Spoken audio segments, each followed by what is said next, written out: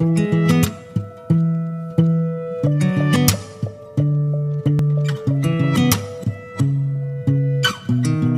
friends, welcome to my channel.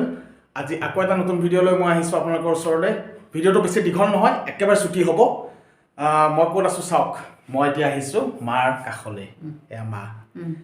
এতিয়া মায়ে কিবা এটা বনাই দেখুৱাব। কি বনাব জানে? পাভ মাছ ভাপত দিয়া।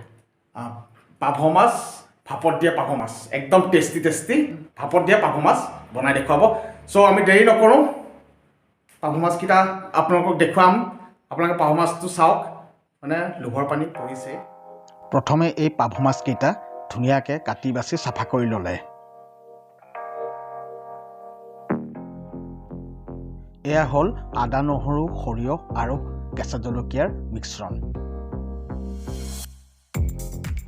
ইয়াৰ উপৰিও ইয়াত প্ৰয়োজন হয় হালধি, নিমখ আৰু মিঠাতেল। আগতে তৈয়াৰ কৰি থোৱা মিশ্ৰণত এতিয়া মাছকেইটা দি তাত নিমখ, হালধি আৰু মিঠাতেল জোখৰ পৰিমাণৰ দি ভালকৈ সানি ল'ব লাগে। ইয়াত দেখুৱাৰ ধৰণেৰে আপোনালোকে হালধি, নিমখ আৰু মিঠাতেল সানি ল'ব।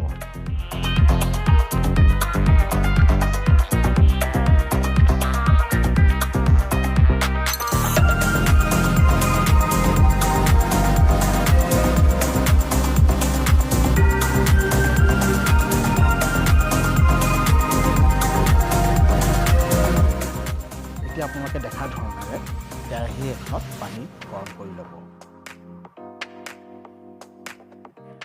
পানীখিনি গৰম হোৱাৰ পিছতে এই ধৰণেৰে মাছখিনি কেৰাহীখনৰ ওপৰত দি এখন ঢাকনেৰে ভালকৈ ঢাকি দিব।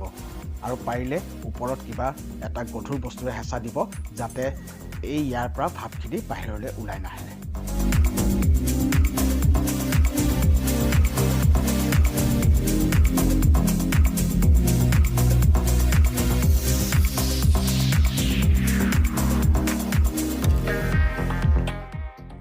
মাছকেইটা ভালকৈ সিজিবলৈ এই ধৰণেৰে 10 পৰা 15 মিনিটলৈকে ঢাকি থ'ব।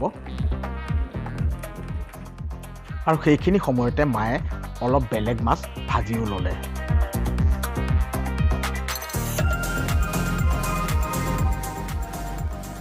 এতিয়া প্ৰায় 10 মিনিট পাৰ হ'ল। এতিয়া মায়ে দাঙি চাব এইখিনি কিমান দূৰ আগবাঢ়িছে।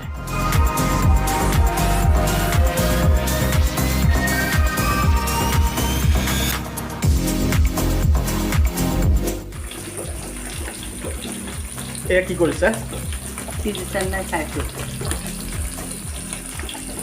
সিজি গৈছে ন?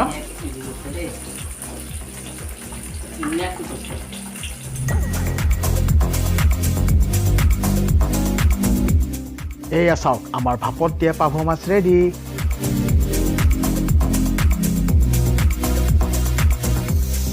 ফ্ৰেণ্ডছ, কিমান সোনকালে কিমান ধুনীয়াকৈ বনালে এয়া ভাপত দিয়া পাভ মাছ। চ' আপোনালোকে কেনেকুৱা পালে ভিডিঅ'টো চাই প্লিজ কমেণ্ট এটা কৰিব। আচলতে কি জানে, কমেণ্টটো মোৰ ভিডিঅ'টোৰ কাৰণে নকৰিলেও মায়ে বনোৱা এই ৰেচিপিটোৰ কাৰণে কৰিব। মা উৎসাহিত হ'ব। চ' আপোনালোকে কমেণ্ট কৰিব। যদি ভাল পায় নিজে ৰান্ধি চাব, কেনেকুৱা পায় সেইটোও জনাব কমেণ্টত। আৰু আপোনালোকে কমেণ্ট কৰি গ'লে, লাইক কৰি গ'লে মই উৎসাহ পাওঁ মোৰ নতুন ভিডিঅ' বনাবলৈ। বহুতে মোক ইতিমধ্যে বহুত সঁহাৰি জনাইছে। তেওঁলোকক পুনৰবাৰ মই ধন্যবাদ জ্ঞাপন কৰিছোঁ। ভিডিঅ'টো ইয়াতে শেষ কৰোঁ বুলি ভাবিছোঁ। যিসকলে এতিয়ালৈকে মোৰ চেনেলটো ছাবস্ক্ৰাইব কৰা নাই, প্লিজ ছাবস্ক্ৰাইব কৰিব আৰু কাষত থকা বেল আইকনটো প্ৰেছ কৰিব, যাতে মোৰ নতুন ভিডিঅ'ৰ ন'টিফিকেশ্যন আপোনালোকে পাই থাকে। চ' ফ্ৰেণ্ডছ, আজি আপোনালোকৰ পৰা বিদায় লৈছোঁ।